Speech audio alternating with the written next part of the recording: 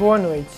Olá, boa noite. Está no ar o Jornal Ideias. Lembrando que o programa é produzido pelos acadêmicos do 6º período de jornalismo da FASU.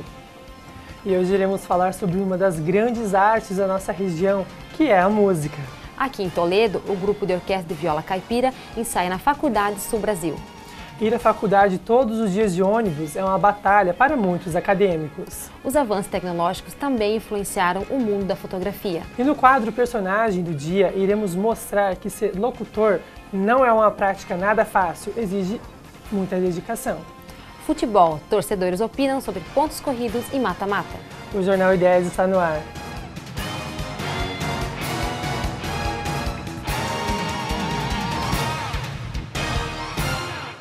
A fotografia é uma arte que conquistou o mundo e com os avanços tecnológicos tem atingido um grande número de pessoas. Só que com essas novas tecnologias, muitas pessoas estão deixando de revelar as fotos para arquivar em dispositivos que nem sempre são confiáveis. E para falar sobre o assunto, iremos chamar a acadêmica Francine Trento. Olá, Francine, tudo bem? Olá, tudo bom? Então, mudou muito essa arte de fotografar? O que mudou, na verdade, foram a forma onde as pessoas guardam. Antigamente, as pessoas revelavam todas as fotografias e guardavam em álbuns. Hoje, elas preferem guardar em HDs externos, em pendrives, no computador. E agora iremos acompanhar a reportagem. A fotografia é uma arte que sempre encantou o homem. Diversas pesquisas contribuíram para que ela chegasse ao que é hoje. A máquina fotográfica foi uma invenção de diversas mentes juntas. A primeira foto foi registrada no verão de 1826 pelo francês Joseph Niepce. A partir daí, com o avanço das tecnologias, a fotografia foi se aperfeiçoando e o resultado cada vez encanta mais.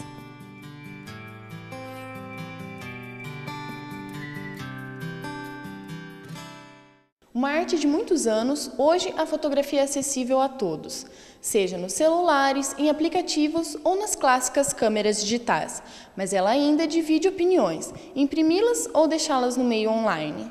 Eduardo é da nova geração. Prefere guardar as fotografias em HDs externos, redes sociais e outras ferramentas da internet. Quando você salva elas no meio online, você pode ter uma dinâmica bem maior com as fotos. Por exemplo, você pode usar elas numa rede social, como no Facebook, no Twitter ou até mesmo no Instagram.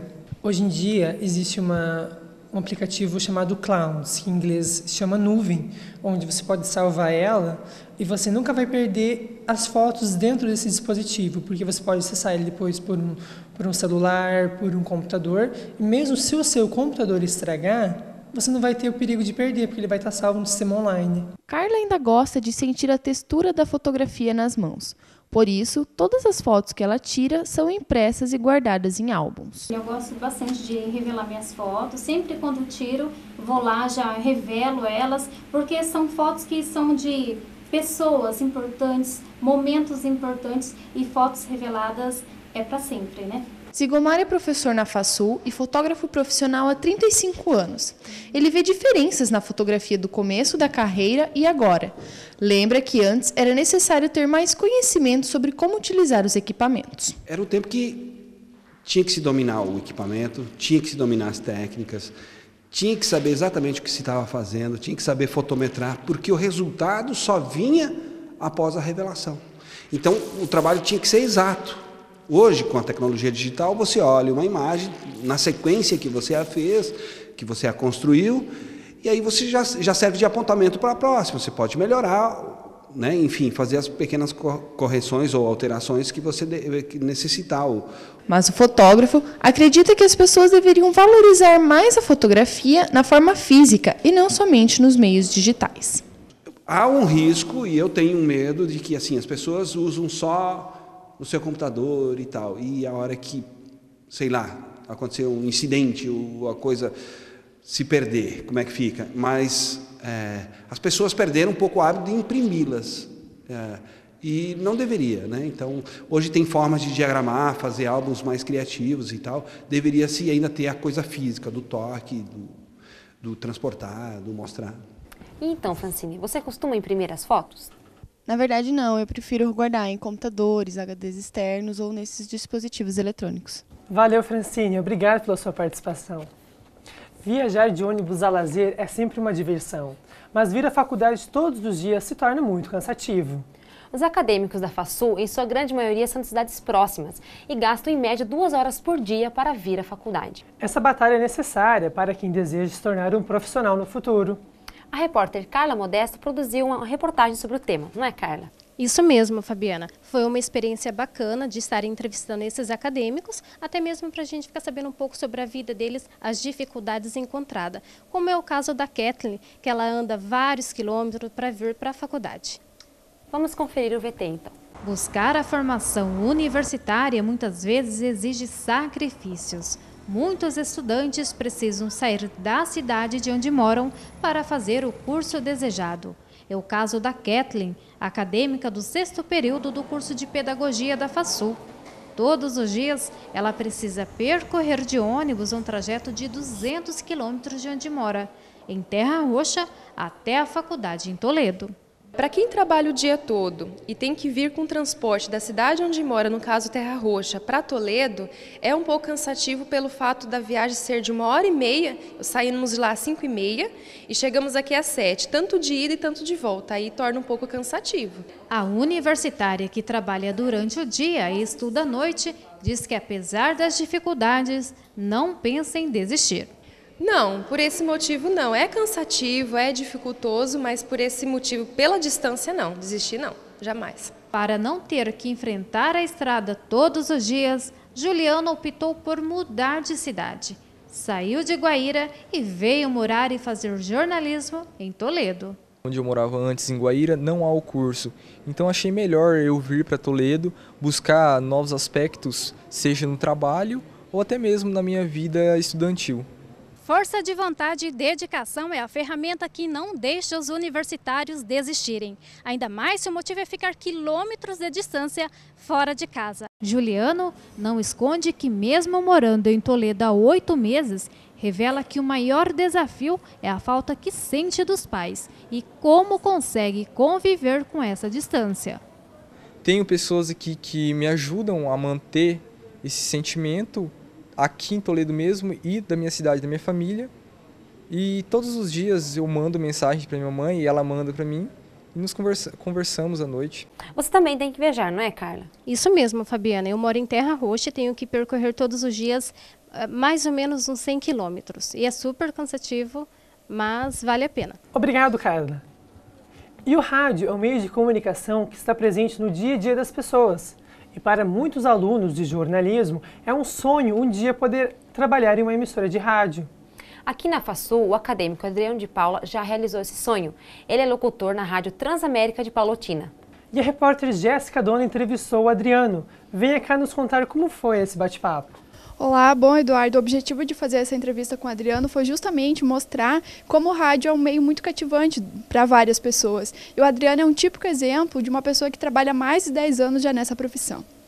Então agora vamos acompanhar esse bate-papo. Olá, hoje o quadro Personagem vai contar a história do acadêmico do curso de jornalismo, Adriano de Paula. Olá, Adriano, tudo bem? Olá, tudo bem? É um prazer estar aqui.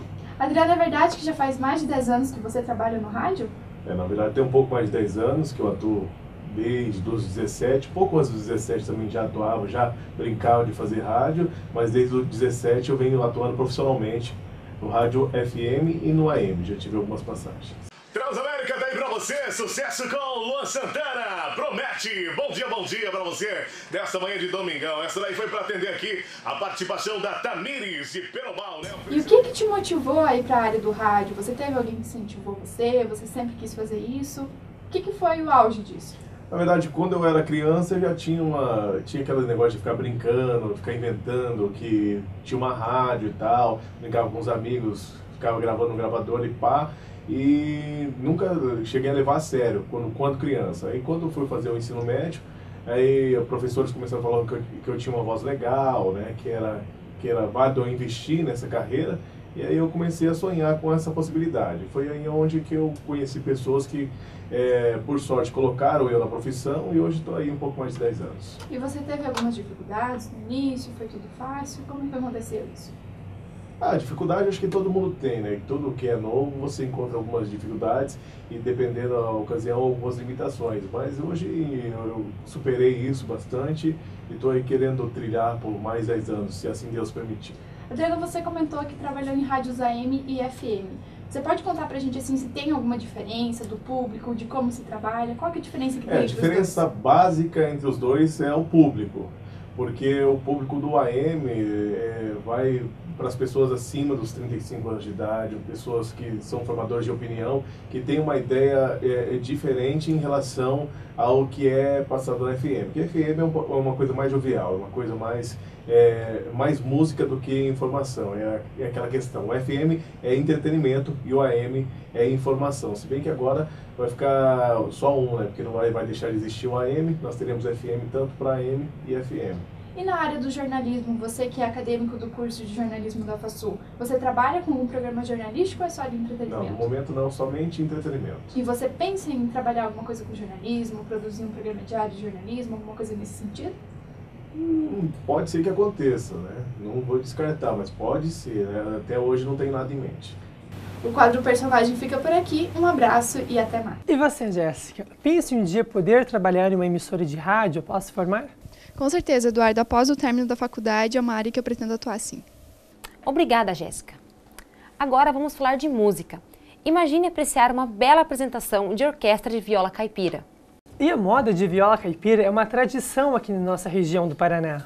E um grupo mantém viva essa paixão aqui em Toledo, o grupo São Gonçalo. E quem produziu a matéria foi a acadêmica Camila Freitag, e ela irá nos contar sobre como foi esse papo com os músicos. É, isso mesmo, eu que produzi a matéria, né, com a Orquestra de Viola Caipira. Eles ensaiam toda segunda-feira aqui na FASU e a gente foi conferir um pouquinho de perto como que é esses ensaios, um pouquinho da história deles também, quem que são esses artistas, porque eles fazem música, mas eles também vivem de outras profissões, são médicos, advogados, que ensaiam aí toda segunda-feira e compõem essa orquestra. O resultado disso está na nossa matéria. Vamos acompanhar então.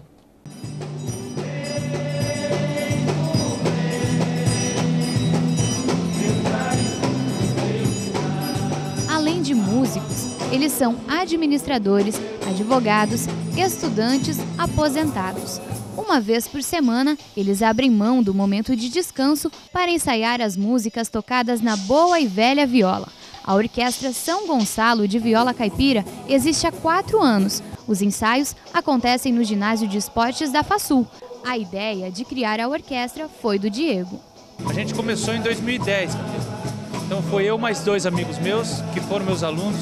A gente tinha vontade de fazer um projeto, né, com bastante violeiro, para tocar viola, essas coisas. Então já tinham 3 anos que eu formava violeiro. Então a gente juntou esses violeiros e começou a sistematizar os ensaios. E daí saiu o projeto Orquestra São Gonçalo de Viola Caipira. Desde então, a orquestra cresceu e ganhou destaque na região e até mesmo em outros países. Em novembro de 2013, eles se apresentaram na Argentina. Foram 3 shows que a gente fez e lá a gente tocou as músicas folclóricas daqui e folclóricas deles. Então a recepção foi muito boa, sabe? Foi espetacular o show que a gente fez lá. A gente tem muita vontade de voltar, inclusive.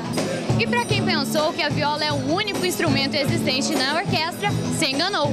O baixo, o carrom e a percussão dão o ritmo das músicas tocadas pela Orquestra São Gonçalo de Viola Caipira.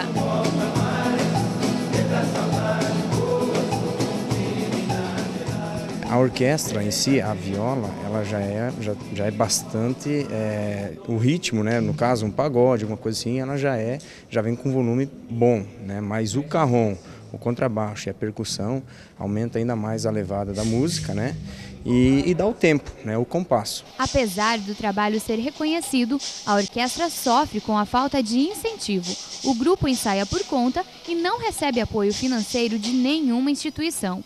Outro problema é a ausência de músicos e a falta de cursos de formação. Em determinado tempo que você começa a realizar o projeto, fazer apresentações, começa a ter responsabilidade, porque a orquestra começa a ter um patamar, ter um padrão de tocabilidade e tudo mais, né? E esses violeiros eles vão saindo por conta de trabalho, mundo de cidade ou enfim, começa a estudar. Então, cada violeiro tem que tirar do próprio bolso para poder aprender a tocar viola, né?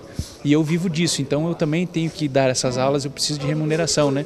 Então não tem uma instituição que banca isso, né? Mesmo assim, os músicos são persistentes. Seu Enduir é um exemplo disso. Sempre com a viola embaixo do braço, ele afirma que a paixão é o que move quando o assunto é a música. O senhor se imagina hoje sem uma viola do lado? A gente acha que não passa sem a viola de um lado, viu?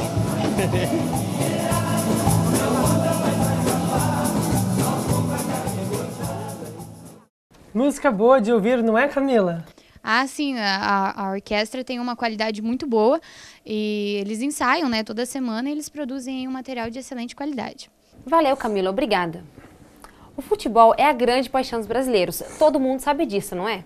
Em 2013, um novo sistema de disputa foi implantado no Campeonato Brasileiro, os pontos corridos, substituindo o antigo modelo, o mata-mata. Essa mudança sempre foi motivo de polêmica e o repórter Marcos Langaro vai falar sobre isso.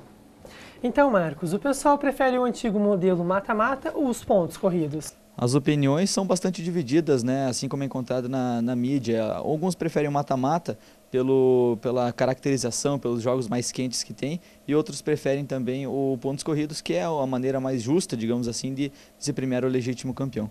Vamos ver no VT. O Campeonato Brasileiro passou a ser disputado na fórmula de pontos corridos em 2003.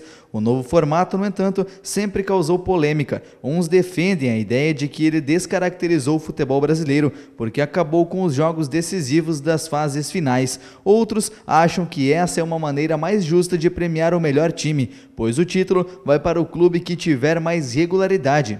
Mas qual é a melhor fórmula, emoção ou justiça? Bom, eu sou a favor do mata-mata, até porque eu acho que ganha o campeonato, classifica a equipe que está melhor no momento. E, por exemplo, pontos corridos, normalmente, no caso 20 equipes no Brasil, apenas 4 ou 5 se destacam, ou seja, as que têm mais dinheiro e contratam melhor. E as outras normalmente não têm chance, até porque é um campeonato de longa data que precisa ter um bom elenco para conseguir conquistar algo. E já no mata-mata, às vezes não precisa nem de elenco, é mais na sorte, na base da sorte os times conseguem ganhar. Então um pequeno teria mais chance de ganhar dos grandes. E não teria uma certa diferença entre algumas equipes, que todo ano é a mesma ganhando e outras nada. Então eu sou a favor do mata-mata. Bom, eu acho que os pontos corridos trazem uma justiça que o mata-mata não traz. Por exemplo, o clube melhor preparado, mais... que compra os jogadores certos, que faz uma pré-temporada certinha, que mantém o técnico do começo ao fim da temporada, os jogadores, enfim, o clube que melhor se prepara para um campeonato longo, como é o de pontos corridos, que dura 10, 9 meses, eu acho que essa equipe é a que merece ser campeã, independente de qualidade técnica ou qualquer outra coisa, mas a organização é um fator muito importante. Eu prefiro pro mata-mata porque eu considero o jogo mais emocionante, ele tem emoção do começo ao fim. Já os pontos corridos, se um time estiver ganhando disparado, no final não vai ter tanta emoção assim como nos pontos no mata-mata. Em 10 anos de sistema de pontos corridos, apenas 6 clubes ficaram campeões. Santos e Flamengo conquistaram o título uma vez.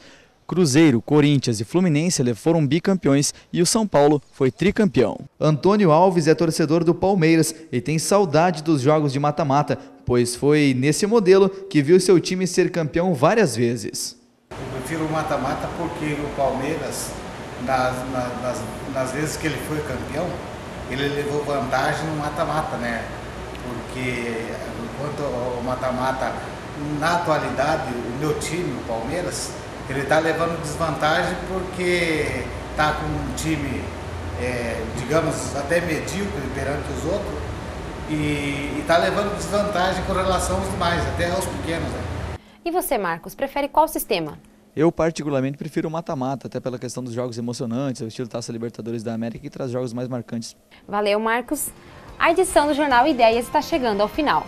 Nós queremos agradecer aos nossos colegas que acompanharam as gravações aqui no estúdio e também o carinho da sua audiência. Um abraço e até mais. Até mais.